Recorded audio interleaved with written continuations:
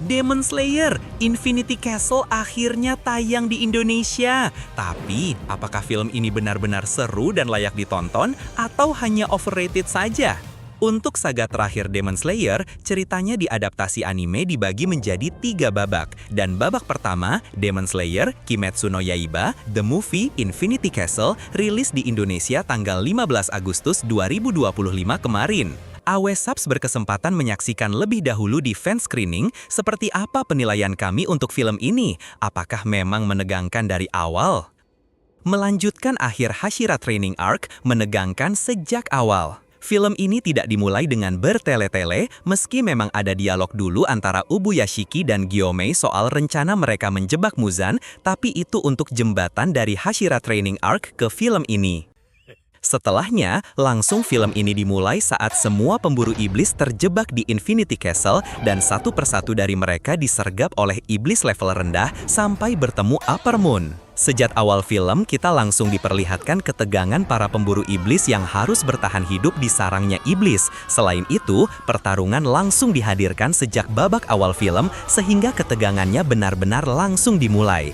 Ini jadi nilai plus karena film dibuka tanpa bertele-tele. Visualnya jelas tak perlu diragukan lagi. Nilai plus lainnya adalah visual, yang mana kalau kita bicara anime karya Ufotable, terutama Demon Slayer, sudah tak perlu diragukan lagi ya. Visual dari Infinity Castle-nya benar-benar memukau dan benar-benar bikin pusing karena luasnya dan karena kastilnya yang seakan hidup bisa berubah bentuk sedemikian rupa dengan pusat gravitasi yang sangat aneh.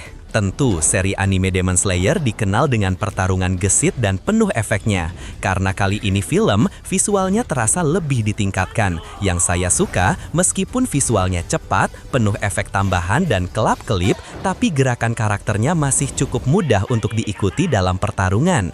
Intinya, perihal visual tak perlu diragukan lagi deh. Pertarungan Shinobu versus Doma dan Zenitsu versus Kaigaku terasa pas. Rasanya sih bukan spoiler ya, tapi 3 pertarungan utama yang dihadirkan di film babak pertama ini adalah Shinobu Kocho versus Doma, Zenitsu Agatsuma versus Kaigaku, dan Tanjiro Giyu versus Akaza. Ketiga pertarungan itu terasa sangat pas sekali dimasukkan ke dalam struktur cerita film karena dari Shinobu versus Doma, Zenitsu versus Kaigaku, dan Tanjiro Giyu versus Akaza itu ketegangannya berbeda dan makin ke belakang Tanjiro dan Giyu versus Akaza konfliknya makin panas. Saya cukup suka pace di pertarungan Shinobu versus Doma serta Zenitsu versus Kaigaku. Rasanya sih porsi dialog, porsi flashback, dan porsi pertarungan cukup seimbang. Sangat mengadaptasi mangganya dengan beberapa penambahan agar dramatis. Tapi di 2 pertarungan ini tetap terasa pas. Lalu bagaimana dengan Tanjiro dan Giyu versus Akaza? Pace cerita terutama di babak akhir terasa agak lambat.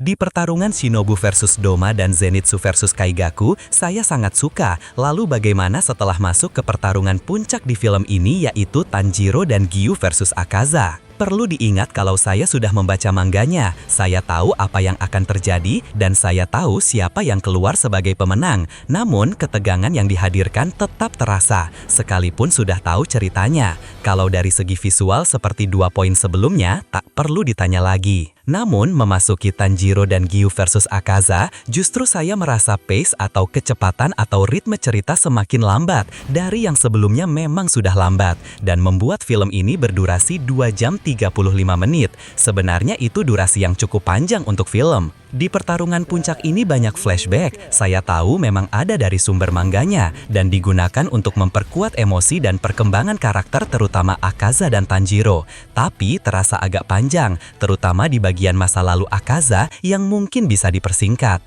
Kalau film lain biasanya lama di awal, kali ini unik karena saya merasanya lama di babak akhir. Namun adegan pertarungan Tanjiro dan Giyu versus Akaza tak perlu diragukan lagi. Sangat emosional, sangat megah, dan tentu menegangkan dari awal sampai akhir. Kesimpulannya, Demon Slayer Infinity Castle babak pertama ini benar-benar menegangkan dari awal sampai akhir, meski sedikit melambat di bagian final. Worth it banget buat ditonton di bioskop. Nah, kalau menurut kalian, pertarungan mana yang paling kalian tunggu di Infinity Castle? Tulis di kolom komentar ya. Jangan lupa like, subscribe, dan nyalain lonceng biar nggak ketinggalan review anime terbaru dari AWSubs.